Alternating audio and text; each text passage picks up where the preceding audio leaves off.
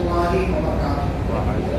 بسم الله الرحمن الرحيم. الحمد لله رب العالمين وبه نستعين والصلاة والسلام على رسوله الأمين نبينا محمد وعلى آله وأصحابه أجمعين. أما بعد. آج کی اس مجلس میں ہم تذکرہ کریں گے حضرت سعید بن عاص رضی اللہ تعالیٰ عنہ. سعید بن عاص رضی اللہ عنہ کا نام ہے سعید بن عاص بن سعید بن عاص. قریش قبیلے سے تھے اور ابو عبد الرحمن ان کی کنیت. پیدا ہوئے سن 2 ہجری میں. گویا کہ جب رسول اکرم صلی اللہ علیہ وسلم کا انتقال ہوا تو اس وقت ان کی عمر کتنی تھی؟ 9 سال. 2 ہجری میں پیدا ہوئے اور آپ صلی اللہ علیہ وسلم کا انتقال 11 ہجری میں ہوا تو اس وقت ان کی عمر 9 سال کی تھی. چھوٹے سے کم سن صحابی تھے رسول اکرم صلی اللہ علیہ وسلم کے زمانے میں. ان کا جو باپ تھا عاص بن سعید وہ جنگ بدر میں مارا گیا اور حضرت علی رضی اللہ تعالیٰ عنہ نے اس کا قتل کیا تھا. تو نبی کے انتقال کے وقت ان کی عمر 9 سال کی تھی. لیکن چونکہ معزز قبیلے سے تھے, بڑے اہم خاندان کا ایک حصہ تھے, اس لیے لوگوں کے درمیان بھی بڑے معزز تھے, بڑے محترم تھے. لوگ عزت کی نگاہ سے ان کو دیکھتے تھے. نبی صلی اللہ علیہ وسلم کی زندگی میں خاص واقعہ پیش آیا. ایک عورت آئی رسول اکرم صلی اللہ علیہ وسلم کے پاس بڑی ہی قیمتی اور نفیس سی بہترین سی چادر لے کر کے. آپ صلی اللہ علیہ وسلم کے پاس پہنچی اور کہنے لگی, اے اللہ کے رسول صلی اللہ علیہ وسلم, میں نے نظر مانی تھی, یہ منت مانی تھی کہ میں یہ چادر عرب کے کسی معزز شخص کو دوں گی, تو آپ میری رہنمائی کیجئے کہ میں یہ چادر کس کو دوں. آپ بتائیے, کوئی نام بتائیے, کسی شخص کا نام بتائیے تاکہ میں یہ چادر عرب کے اس معزز انسان کو دے دوں. آپ صلی اللہ علیہ وسلم نے اشارہ کیا اور فرمایا, یہ نوجوان اس چادر کو دے دو, اور مراد تھے حضرت سعید بن عاص رضی اللہ تعالیٰ. یہ کتنی بڑی بات ہے کہ سارے لوگ عرب کے ہیں اور سارے لوگوں میں ایک نام منتخب کرنا ہے. تو رسول اکرم صلی اللہ علیہ وسلم نے نام منتخب کیا حضرت سعید بن عاص رضی اللہ تعالیٰ عنہ کا. حضرت عمر رضی اللہ تعالیٰ عنہ کے تعلق سے ان کا ایک واقعہ ہے. بعض دفعہ ایسا ہوتا ہے نا کہ ہم روزانہ کسی انسان کے پاس سے گزرتے ہیں, ہماری کوئی بات نہیں ہوتی ہے, لیکن سامنے والے کی نظر دیکھ کر ہم کو یہ لگتا ہے کہ ارے لگتا ہے یہ مجھ سے غصہ ہے, یا یہ جب مجھے دیکھتا ہے تو اس کا منہ بن جاتا ہے, یا مجھے دیکھ کر اس کی حیات, اس کی حالت, اس کی کیفیت بدل جاتی ہے. تو ایسے ہی معاملہ ہوتا تھا جب حضرت عمر رضی اللہ تعالیٰ عنہ کی ملاقات ہوتی تھی حضرت سعید بن عاص رضی اللہ تعالیٰ عنہ سے, تو عمر رضی اللہ عنہ کو ایسا لگتا تھا کہ یہ لڑکا جو ہے یہ مجھے ترچھی نظر سے دیکھتا ہے. تو عمر رضی اللہ تعالیٰ عنہ نے ایک دن کہہ دیا, کیا بات ہے سعید, تم مجھے ترچھی نظروں سے دیکھتے ہو؟ ایسا لگتا ہے کہ جیسے تم مجھے اپنے باپ کا قاتل سمجھتے ہو, کہ میں نے تمہارے باپ کو جنگ بدر میں قتل کیا ہو. اور سنو, اگر میں نے تمہارے باپ کو قتل بھی کیا ہوتا تو میں پھر بھی تم سے معذرت نہیں کرتا, تم سے جو ہے معافی کا مطالبہ نہیں کرتا کہ مجھے معاف کر دو, میں نے تمہارے باپ کو قتل کیا ہے. حضرت سعید بن عاص رضی اللہ تعالیٰ عنہ نے کہا کہ نہیں, ایسی کوئی بات نہیں ہے, مجھے آپ سے اس طرح کا کوئی مسئلہ نہیں ہے, اور اگر آپ نے میرے باپ کو قتل بھی کیا ہوتا تب بھی آپ حق پر ہوتے, کیونکہ میرا باپ مشرکوں کے کافروں کے ساتھ آیا تھا اور جنگ کے میدان میں آیا تھا, اس لیے اگر آپ نے میرے باپ کو مارا ہوتا تب بھی میں آپ کو کچھ نہیں کہتا. یہ رشتہ داری ہوتی ایمان کی, کہ ایمان آ گیا تو وہی لوگ جو ایک بات پر, ایک قتل پر کئی لوگوں کو قتل کر دیا کرتے تھے, مدتوں جنگیں چلا کرتی تھی, ایمان کا جب تعلق جب گیا تو گرچہ کسی نے میرے باپ کو قتل کیا ہے, لیکن چونکہ میرا باپ کافر تھا اس لیے میں تمہیں کچھ نہیں کہتا. عرب کے جو فصیح و بلیغ لوگ تھے, یعنی جن کو بولنے کی اللہ نے صلاحیت دی تھی, اچھی زبان والے تھے, ماہر تھے بولنے میں, انہیں میں ایک نام حضرت سعید بن عاص رضی اللہ تعالیٰ عنہ تھا. اور صحابہ بیان کرتے ہیں کہ رسول اکرم صلی اللہ علیہ وسلم جس لب و لہجے میں, جس انداز میں بات کرتے تھے, اس انداز کی کاپی کرتے تھے حضرت سعید بن عاص رضی اللہ تعالیٰ, اور تقریباً ہو بہو آپ صلی اللہ علیہ وسلم کی جیسی بات بھی کرتے تھے اور آپ کے جیسی تلاوت بھی کرنے کی کوشش کرتے تھے کہ جیسے رسول اکرم صلی اللہ علیہ وسلم پڑھتے تھے قرآن، ایسے ہی سعید بن عاص رضی اللہ تعالیٰ عنہ بھی پڑھا کرتے تھے۔ جب آپ صلی اللہ علیہ وسلم کا انتقال ہوا، صرف 9 سال کی عمر تھی، ظاہر سی بات ہے کسی جنگ میں شریک نہیں ہوئے۔ پھر اس کے بعد آپ صلی اللہ علیہ وسلم کے بعد ابو بکر رضی اللہ عنہ خلیفہ بنے، ان کا بھی 2 سال کے بعد انتقال ہو گیا، پھر بھی کسی جنگ میں شریک نہیں ہوئے۔ عمر رضی اللہ تعالیٰ عنہ کے زمانے میں اخیر میں بعض جنگوں میں انہوں نے شرکت کی، لیکن جب حضرت عثمان رضی اللہ تعالیٰ عنہ کا دور آیا اور ان کی عمر تقریباً 22 سے 23 سال پہنچی، تو حضرت عثمان رضی اللہ عنہ نے ان کو کوفہ کا گورنر بنایا، ان کو کوفہ کا گورنر بنایا، اور ساتھ ہی ساتھ اس دین میں شامل کیا عثمان رضی اللہ عنہ نے سعید بن عاص رضی اللہ تعالیٰ عنہ کو، جس دین کی یہ ذمہ داری تھی کہ وہ قرآن جو پہلے جمع ہو چکا تھا، اب اس قرآن کو ایک مصحف کی شکل دے دی جائے۔ ایک جمع ہو گیا تھا تب ابو بکر رضی اللہ عنہ کے زمانے میں کہ جس کے پاس ہے فلاں فلاں لاؤ جمع کر دو، ایک جگہ جمع کر دیا گیا، لیکن ترتیب کے ساتھ نہیں تھا یہ سب، ایک جگہ جمع کر دیا گیا۔ قرآن کا جو بھی حصہ نازل ہوا تھا ایک جگہ جمع کر دیا گیا، کیونکہ حفاظ جو ہے وہ جنگوں میں جاتے تھے، شہید ہو جاتے تھے، تو خدشہ ہوا کہ کہیں ایسا نہ ہو کہ ایسے ہی سارے حافظوں کا انتقال ہو جائے، شہید ہو جائیں۔ تو عمر رضی اللہ عنہ نے ابو بکر رضی اللہ عنہ سے کہا تھا کہ قرآن ہم لوگ جمع کر لیتے تو بہت اچھی بات ہوگی، تو قرآن جمع ہو گیا تھا، لیکن جیسے آج ہمارے پاس مصحف کی قرآن کی شکل میں نا، ایسے نہیں تھا۔ ایسے کب جمع ہوا؟ عثمان رضی اللہ تعالیٰ عنہ کے دور میں۔ اور جس دین نے جمع کیا، جس دین کی ذمہ داری تھی، وہ ایک الگ واقعہ، پوری تاریخ ہے اس کی، تو جس دین نے جمع کیا اس دین میں ایک نام حضرت سعید بن عاص رضی اللہ تعالیٰ عنہ کا بھی ہے۔ یہ قرآن کے چونکہ ماہر تھے، اور جیسا کہ میں نے کہا رسول اکرم صلی اللہ علیہ وسلم کی تلاوت کے جیسی تلاوت کرنے کی کوشش کرتے تھے، اسی لیے حضرت عثمان رضی اللہ تعالیٰ عنہ نے ان کو بھی اس میں شامل کیا۔ عثمان رضی اللہ تعالیٰ عنہ جب شہید کر دیے گئے تو یہ کوفہ کے گورنر تھے۔ اب جب علی رضی اللہ تعالیٰ عنہ کا دور آیا اور عثمان رضی اللہ عنہ کی شہادت کو لے کر کے صحابہ کے درمیان 2 گروپ، 2 جماعت ہو گیا، اور پھر بعد میں چل کر کے جنگیں بھی ہوئی، آپسی جنگیں ہوئی۔ تو اس فتنے کے دور میں سعید بن عاص رضی اللہ تعالیٰ عنہ ان تمام فتنوں سے الگ رہے، بلکہ اپنے کچھ ساتھیوں کو لے کر کے، جن میں مغیرہ بن شعبہ رضی اللہ عنہ جیسے بڑے صحابہ بھی ہیں، ان تمام کو لے کر کے کوفہ سے مکہ آ گئے اور مکہ ہی میں رہنے لگے۔ علی رضی اللہ تعالیٰ، پھر اس کے بعد جو جنگ جمل اور جنگ صفین وغیرہ ہوئی، پھر علی رضی اللہ تعالیٰ عنہ شہید ہو گئے، ان کا دور ختم ہوا۔ حسن رضی اللہ عنہ کا دور آیا، ان کے دور میں بھی مکہ ہی میں رہے۔ پھر امیر معاویہ رضی اللہ تعالیٰ عنہ کا جب دور آیا تو ان کے دور میں امیر معاویہ رضی اللہ عنہ نے ان کو مدینہ کا گورنر بنا دیا۔ مکہ میں رہتے تھے، لیکن کہا کہ جائیے آپ مدینہ میں رہیے اور مدینہ کی ذمہ داری آپ کے حوالے ہے۔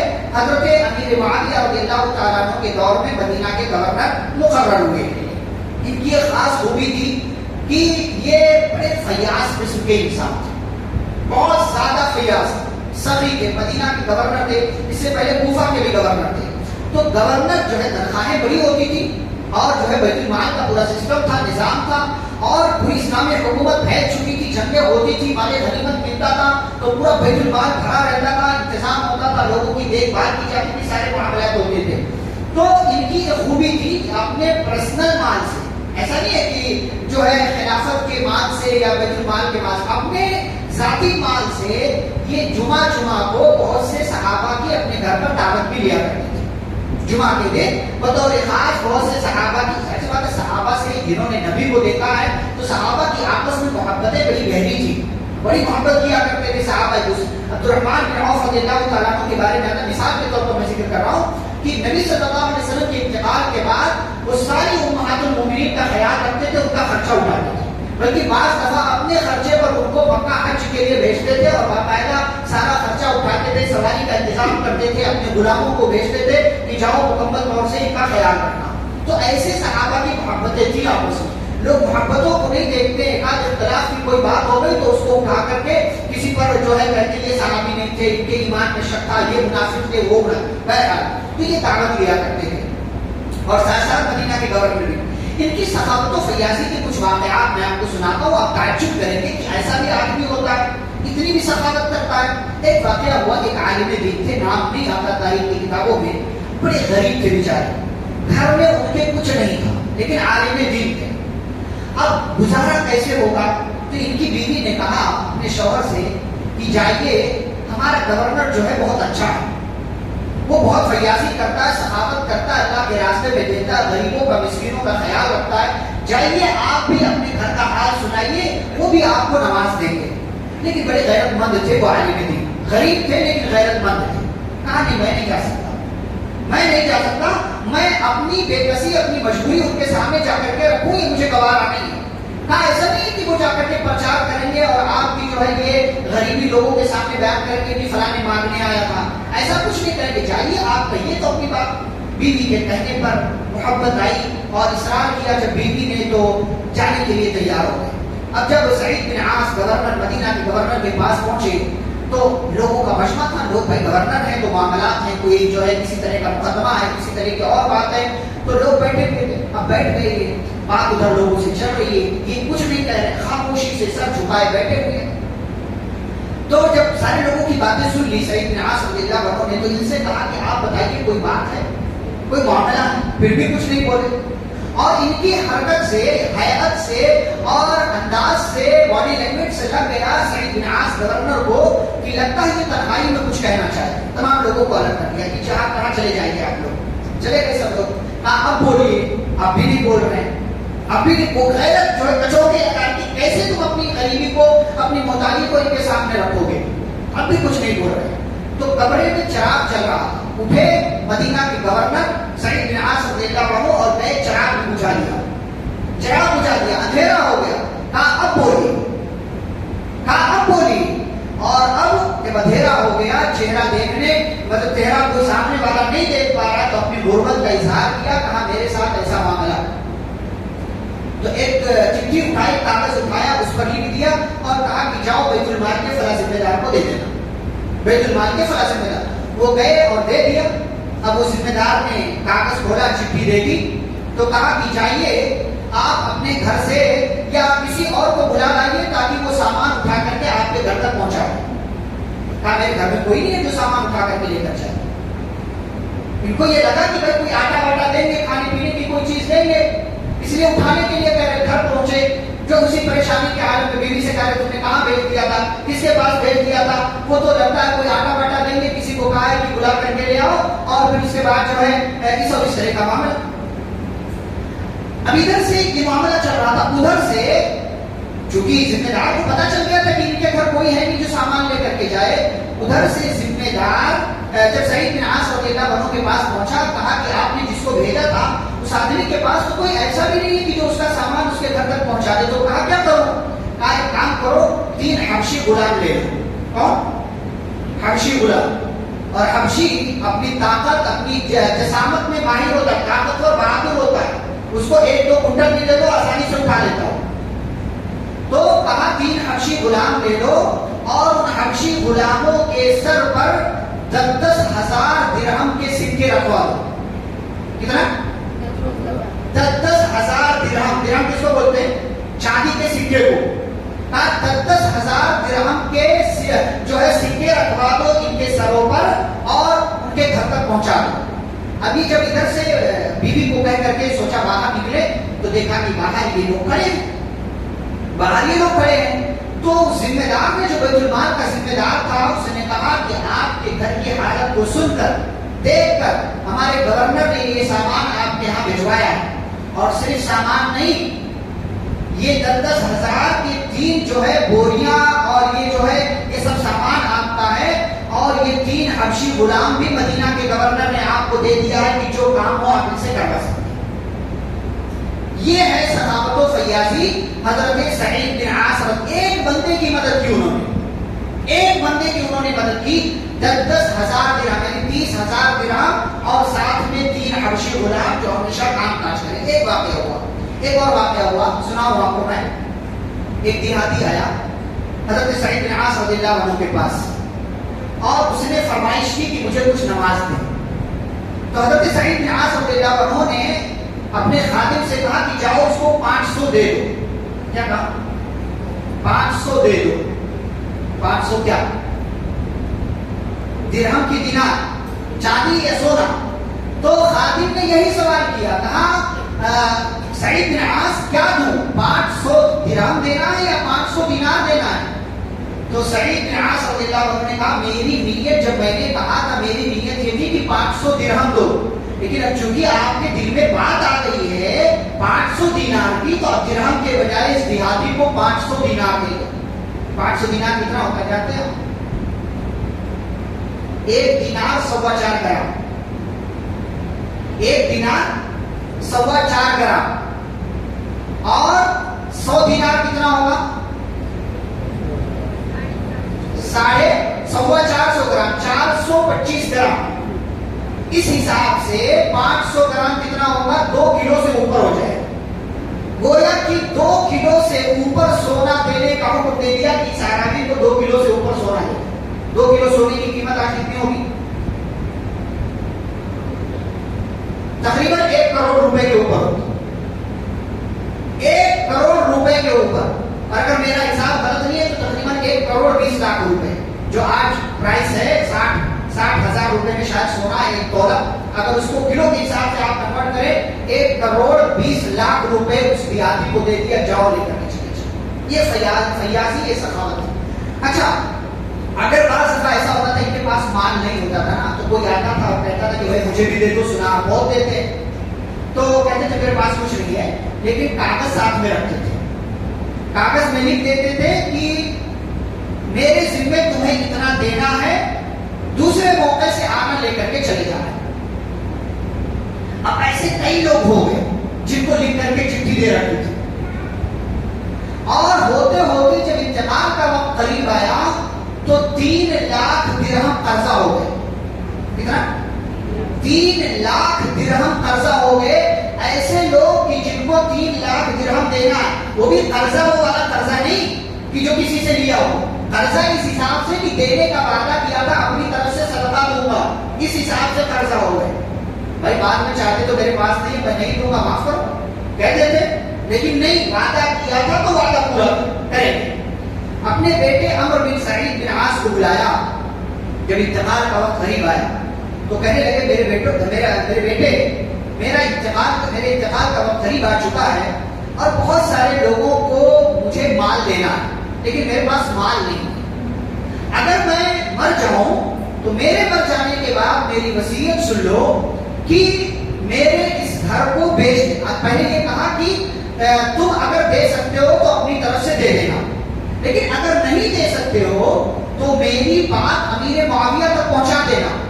امیر معاویہ جب سنیں گے کہ میں 3 لاکھ درہم قرضے سے ہوں تو وہ اپنی طرف سے دینے کے لیے کہیں گے، لیکن قبول نہیں کرنا، اور قبول نہیں کرنا، انتظام تمہارے پاس میں نہیں ہوگا تو میرا یہ گھر جو ہے اس کو بیچ کر کے جن لوگوں کو میں نے کہا تھا دینے کے لیے ان کو رقم ادا کر دینا۔ اب گھر ان کا ایسا نہیں تھا کہ 1-2 کمرے کا گھر تھا، پورا محل تھا ان کا، اچھا خاصا گھر تھا ان کا، گورنر تھے بھائی، تنخواہ آتی اور جنگوں میں شریک ہوتے تھے، بیت المال سے حصہ ملتا تھا۔ بعد میں صحابہ بہت مالدار ہو گئے، بہت بڑے مالدار صحابہ بعد میں ہوئے، تو انہیں میں سعید بن عاص بہت بڑا محل تھا ان کا۔ باپ کا انتقال ہو گیا، باپ کا انتقال جب ہو گیا تو اعلان کر دیا انہوں نے، مدینہ میں انتقال ہوا، جنت البقیع میں تدفین ہوئی، انہوں نے اعلان کر دیا کہ جس کو میرے ابا نے دینے کا وعدہ کیا تھا آئے، میں ان کا حساب چکتا کر دیتا ہوں، اپنے باپ کی طرف سے ادا کر دیتا ہوں۔ یہ اعلان کر دیا اور اس کے بعد جو ہے شام چلے گئے، جہاں حضرت میرے بھائی اپنے علاوہ تو رہا کرتے تھے، ان سے گئے، ملاقات کی، بتایا کہ ابا کا انتقال ہو گیا ہے، اور یہ جب کہا اور یہ بھی کہا کہ میرے ابا نے 3 لاکھ درہم کا قرضہ چھوڑا اس حساب سے، تو انہوں نے کہا کہ وہ میرے ذمہ ہے، میں ادا کروں گا۔ امیر معاویہ رضی اللہ عنہ کا میں ادا کروں گا، کیونکہ آپ کے ابا میرے ساتھی تھے، ہم نے ساتھ جنگیں لڑی ہیں، جنگ رہے ہیں، وہ ہمارے گورنر تھے، تو اس لیے میں ادا کروں گا۔ تو عمرو بن عاص نے کہا کہ ابا نے کہا تھا کہ قبول نہیں کرنا، انکار کر دیا۔ کہا اگر آپ ہمارے ساتھ کچھ خیر کرنا چاہتے ہیں تو ایک کام کریں، یہ جو ہمارا گھر ہے جو ابا چھوڑ کر کے گئے اس کو خرید لیجیے، اس کو خرید لیجیے، خریدنے کے بعد جو رقم ملے گی میں اس مال سے اپنے ابا کا قرضہ ادا کر دوں گا۔ حضرت امیر معاویہ رضی اللہ عنہ نے سعید بن عاص رضی اللہ عنہ کا وہ گھر خرید لیا، اور گھر خریدا تو بعض روایتوں کے مطابق آتا ہے کہ 3 لاکھ درہم اس کی جو ہے مالیت تھی، یعنی موجودہ ویلو جو تھی اس حساب سے، وہاں کے حساب سے 3 لاکھ درہم میں وہ گھر بکتا تھا۔ لیکن بعض روایتوں سے پتہ چلتا ہے کہ انہوں نے 3 لاکھ درہم نہیں دیا، بلکہ 10 لاکھ درہم دے دیا کہ جائیے آپ جو ہے یہ گھر کی قیمت ہے، گھر کے بدلے میں 10 لاکھ درہم آپ کو دے رہا ہوں. بہرحال 3 لاکھ ہی اگر مانے تو اس 3 لاکھ درہم سے سارے لوگوں کا جو بقایا تھا، جو ابا نے پرچی میں لکھ کر دیا تھا سب کو، ان سب کے حوالے کر دیا. ایک بندہ آیا جس کے پاس چٹھی میں لکھا ہوا تھا کہ اس کو 20,000 درہم دینا ہے. 20,000 درہم بہت زیادہ ہوتا ہے. تو کہا بھائی تمہارے ذمہ کیسے یہ ہے؟ بس دفعہ ہوتا ہے چہرے سے اندازہ لگا دے اس کو اتنا زیادہ تو کیسے؟ تو کہا بھائی تم کو 20,000 درہم کس موقع سے لکھ کر کے میرے ابا نے دیا تھا، کچھ بتاؤ. تو اس نے کہا کہ دیکھیے ایک بار ایسا ہوا کہ میں آپ کے ابا کے پاس گیا اور آپ کے ابا جب مجلس سے نکلے تو ان کے ساتھ ساتھ میں چلنے لگا. میں نے کچھ کہا نہیں. تو آپ کے ابا نے سوال کیا کہ فلاں صاحب آپ میرے ساتھ کیوں چل رہے ہیں، کوئی بات ہے تو بتائیے. تو انہوں نے کہا میرے ساتھ ایسا اور ایسا معاملہ ہے، مجھے ضرورت ہے اور سنا ہے آپ دیتے ہیں تو اس لیے میں آپ کے پاس چلا آیا، لیکن کہنے کی ہمت نہیں کہ تو نہیں کہہ سکا. تو انہوں نے کہا اچھا ٹھیک ہے، ابھی میرے پاس تو کچھ نہیں ہے، یہ کاغذ پر لکھ کر میں دے دے رہا ہوں، جب وہ دوسرے موقع سے آنا تو یہ لے لینا. اسی موقع سے یہ چٹھی میرے پاس رکھی ہوئی تھی. آپ کے ابا نے 20,000 درہم دینے کا وعدہ کیا تھا لیکن ان کا انتقال ہو گیا، اب آپ مجھے 20,000 درہم ادا کر دیجیے. یہ سخاوت و فیاضی حضرت سعید بن عاص رضی اللہ تعالیٰ عنہ کو اللہ کی طرف سے ملی ہوئی تھی اور وہ اپنا مال بے دریغ اللہ کے راستے میں خرچ کرتے تھے، لوگوں کی مدد کرتے تھے. اور یہ فقیر، یہ درویش، یہ صحابی اور پیارے نبی صلی اللہ علیہ وسلم کے کمسن صحابی اور جرنیل، کمانڈر، سپہ سالار یا گورنر مدینہ کے، کوفہ کے اور مختلف تجربات کے ماہر حضرت سعید بن عاص رضی اللہ عنہ کا انتقال سن 58 ہجری میں امیر معاویہ رضی اللہ عنہ کے انتقال سے 2 سال پہلے مدینہ کے اندر ہی ہوا اور وہیں پر ان کی تدفین ہوئی. ان کی زندگی سے 3 سبق میں آپ کے سامنے ذکر کروں. سب سے پہلا سبق عصبیت سے، تعصب سے دور رہو. کسی چیز کی وجہ سے کسی سے تعصب نہیں ہونا چاہیے. آپ گورے ہیں تو کسی کالے رنگ والے سے تعصب نہ کریں. آپ مالدار ہیں کسی غریب کے تعلق سے کوئی کمنٹ پاس نہ کریں. آپ کسی اعلیٰ خاندان سے دنیاوی اعتبار سے تو کوئی جو ہے دنیاوی اعتبار سے کسی اور خاندان کا ہے اس پر تعلق تشریح نہ کرے. یہ اللہ کی نظر میں معیوب چیز ہے. ایسا کریں گے تو آپ کو گناہ ملے گا. سعید بن عاص رضی اللہ تعالیٰ اس چیز سے دور تھے. بڑے اور معزز قبیلے کے تھے اور ان کے باپ کو قتل کر دیا گیا، لیکن کبھی اس وجہ سے انہوں نے کسی بھی صحابی کو طعنہ نہیں دیا اور نہ ہی حضرت علی رضی اللہ تعالیٰ عنہ کو کچھ کہا جنہوں نے ان کے باپ کو قتل کیا تھا. دوسری بات، فتنوں سے خود بھی دور رہیں اور دوسرے لوگوں کو بھی دور رکھیں. جب فتنوں کا دور شروع ہوا تو حضرت سعید بن عاص رضی اللہ تعالیٰ عنہ کوفہ چھوڑ کر مدینہ میں، مکہ میں منتقل ہو گئے اور دوسرے ساتھیوں کو بھی لے کر کے آئے. تو جب فتنے ابھر رہے ہوں، ظاہر ہو رہے ہوں تو خود کی بھی حفاظت کرے، دوسرے لوگوں کی بھی حفاظت کرے. اور آخری بات کہ مال کو اپنے لیے فائدے مند بنائے. مال کو اس لیے کہ مال دنیا میں رہ جانے والا ہے، مال کو اپنے لیے فائدے مند بنائیں. جہاں بھی جس بھی طریقے سے آپ کو موقع ملتا ہے اللہ کے راستے میں لگائیں. غریبوں پر خرچ کریں. خرچ کریں گے تو الٹا فائدہ آپ کو ہی ہوگا، نیکیاں ملیں گی، مال میں برکت ہوگا، اللہ کی حفاظت کرے گا، مصیبتوں سے دور رکھے گا، بیماریاں نہیں آئیں گی، پریشانیوں اور تکلیف سے آپ محفوظ رہیں گے. سعید بن عاص رضی اللہ تعالیٰ عنہ کا یہی طریقہ تھا. مال ہے دے دو اللہ کے راستے میں، نہیں بھی ہے تو بعد میں دے دیں گے، مدد کر دیں گے. اس قسم کا جذبہ اور اس قسم کی جو ہے صلاحیت ہمارے اندر بھی ہونی چاہیے. مال کی محبت ہو لیکن اس مال کو کوشش یہ کریں کہ اسی دنیا میں اپنے لیے فائدے مند بنا لیں جیسے سعید بن عاص رضی اللہ عنہ نے بنایا. اللہ رب العالمین سے دعا ہے اللہ ہم سبھی کو صحابہ کرام سے محبت کرنے اور ان کے حقوق ادا کرنے کی توفیق عطا فرمائے. آمین. صلی اللہ علیہ وسلم. السلام علیکم ورحمۃ اللہ وبرکاتہ.